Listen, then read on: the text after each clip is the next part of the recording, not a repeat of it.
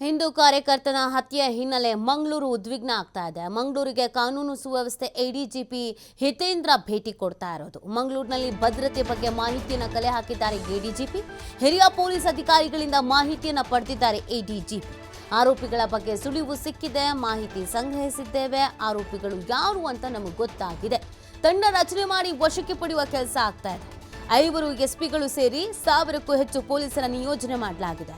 ಬಂದ್ ಬಗ್ಗೆ ಅಧಿಕೃತವಾಗಿ ಯಾವುದೇ ಮಾಹಿತಿ ಇಲ್ಲ. ಮಂಗಳೂರಿನಲ್ಲಿ ಕಾನೂನು ಸುವ್ಯವಸ್ಥೆ ಎಡಿಜಿಪಿ ಹಿತೇಂದ್ರ ಈ ಸ್ಟೇಟ್ಮೆಂಟ್ ಅನ್ನು ಕೊಟ್ಟಿದ್ದಾರೆ. ಮಂಗಳೂರು ಉದ್ವಿಗ್ನ ಆಗತ್ತೆ, ಪ್ರತಿಭಟನೆ ಮಾಡಲಾಗತ್ತೆ, ಬಂದ್ ಮಾಡಲಾಗತ್ತೆ, ತನಿಖೆ ಯಾವ ರೀತಿಯಾಗಿ ನಡೀತಾ ಇದೆ, ಸೊ ಏನಾದರೂ ಸುಳಿವು ಸಿಕ್ಕಿದೆ, ಇದೆಲ್ಲ ಪ್ರಶ್ನೆಗಳಿಗೆ ಉತ್ತರವನ್ನು ನೀಡಲಾಗಿದೆ. ತನಿಖೆ ಅನ್ನೋದು ನಡೀತಾ ಇದೆ. 4 ತಂಡಗಳನ್ನು ರಚನೆ ಮಾಡಲಾಗಿದೆ. ಈಗಾಗಲೇ ಆರೋಪಿಗಳ ಸುಳಿವು ನಮಗೆ ಸಿಕ್ಕಿದೆ, ಯಾರು ಅಂತ ಗೊತ್ತಾಗಿದೆ.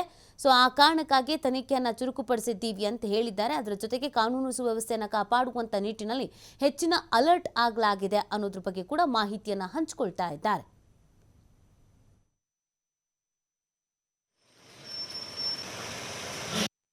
ನಿನ್ನೆ ದಿವಸ ಒಂದು ಇದರಲ್ಲಿ ಸುಹಾಸ್ ಶೆಟ್ಟಿ ಅನ್ನೋರದ್ದು ಒಂದು ಕೊಲೆ ಇಲ್ಲಿ ಮಂಗಳೂರು ನಗರ ಘಟಕದಲ್ಲಿ ಆಗಿದೆ. ಈಗ ಅದರದ್ದು ಪೋಸ್ಟ್ಮಾರ್ಟಮ್ ಪ್ರಕ್ರಿಯೆ ನಡೆದು ಅದು ಬಂಟ್ವಾಳದಲ್ಲಿ ಅವ್ರದ್ದು ಅಂತ್ಯಕ್ರಿಯೆ ನಡೀತದೆ ಅಂತ ಅವರ ಕುಟುಂಬದವರು ತಿಳಿಸಿದ್ದಾರೆ. ಬಂದೋಬಸ್ತ್ ಕೂಡ ಮಾಡಲಾಗಿದೆ. ಆರೋಪಿಗಳ ಬಗ್ಗೆ ಹೆಸರುಗಳು ಅವು ಇವೆಲ್ಲ ಸುಳಿವು ದೊರೆತಿದ್ದು ಅವ್ರನ್ನ ಶೀಘ್ರವಾಗಿ ಬಂಧಿಸೋ ಕ್ರಮ ನಡೀತಾ ಇದೆ. ಮತ್ತು ಸಾರ್ವಜನಿಕರಲ್ಲಿ ವಿನಂತಿ ಅಂತ ಹೇಳಿದ್ರೆ ಶಾಂತಿ ಸುವ್ಯವಸ್ಥೆ ಕಾಪಾಡೋ ನಿಟ್ಟಿನಲ್ಲಿ ಎಲ್ಲರ ಸಹಕಾರ ಪೊಲೀಸ್ ಇಲಾಖೆ ಈ ಸಂದರ್ಭದಲ್ಲಿ ನಾವು ಕೋರ್ತೇವೆ. ಇದು ಹಿನ್ನೆಲೆಯಲ್ಲಿ ಸುಮಾರು ಘಟನೆಗಳು ಕೂಡ ನಡೆದಿದೆ.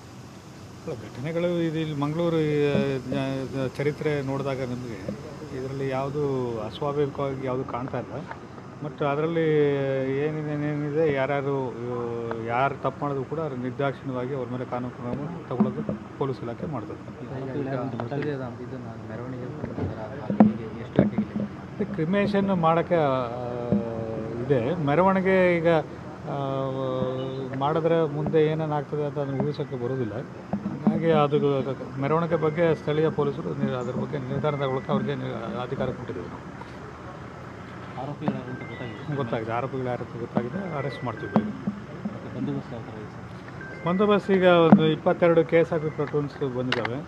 ಅದು ಮತ್ತು ಒಂದು 5 ಜನ SP ಗಳು ಬಂದಿದ್ದಾರೆ. ಮತ್ತು ಒಂದು 1000ಕ್ಕಿಂತ ಹೆಚ್ಚು ಜನ ಪೊಲೀಸರನ್ನ ನಾವು ನಿಯೋಜನೆ ಮಾಡ್ತೀವಿ. ಜಿಲ್ಲೆಯ ಜನತೆಗೆ ಯಾವುದೇ ವದಂತಿಗಳಿಗೆ, ಊಹಾಪೋಹಗಳಿಗೆ ಕಿವಿಗೊಡಬೇಡಿ. ಯಾವುದನ್ನು ಕೂಡ ಪೊಲೀಸ್ ಇಲಾಖೆ ವಾಸ್ತವ ಏನಿದೆ ಅದನ್ನು ನಿಮಗೆ ಪ್ರತಿ ಗಂಟೆ ಅಥವಾ 2 ಗಂಟೆಗೆ ಒಂದ್ಸರಿ ಅದನ್ನು ನಾವು ಅವರವರ ಸಾಮಾಜಿಕ ಮಾಧ್ಯಮ ತಾಣಗಳಲ್ಲಿ ನಾವು ತಿಳಿಸ್ತೇವೆ. ಅದನ್ನು ಮಾತ್ರ ತಾವು ಭರವಸೆ ಇಡಬೇಕು ಅಂತೇಳಿ ನಾನು ಸಾರ್ವಜನಿಕರಲ್ಲಿ